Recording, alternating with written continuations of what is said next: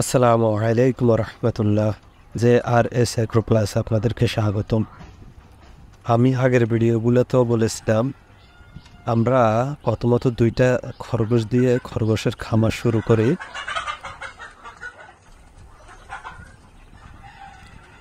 আমাদের মেল যে খরগোশটা ছিল, দুঃখজনকভাবে ওই খরগোশটাকে খাটাস নিয়ে গেছিল।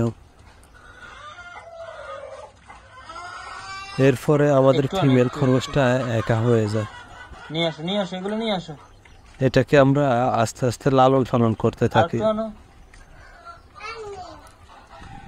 এখন সেটা অনেক বড় হয়েছে, তো বাচ্চা দেওয়ারও সময় ঘনা গেছে।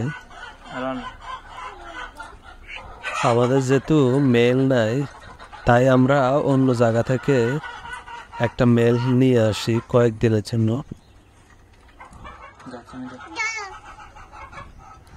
এই যে দেখতেছেন কালো যেটা, এটা হইল মেল। এটাকে আমরা নিয়ে আইছি কয়েকদিনের জন্য। আমরা ফিমেল এবং মেল দুটোটাকে একসাথে রাখবো বেশ কিছুদিন, 5 থেকে 7 দিন বা 10 দিন।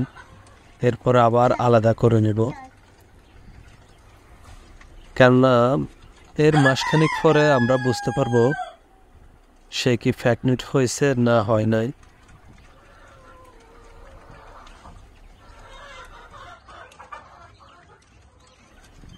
ইনশাল্লাহ আমি পরের ভিডিওতে আপনাদেরকে দেখানোর চেষ্টা করব আমাদের খরগোশটা প্রেগনেন্ট হয়েছে কি হয় নাই।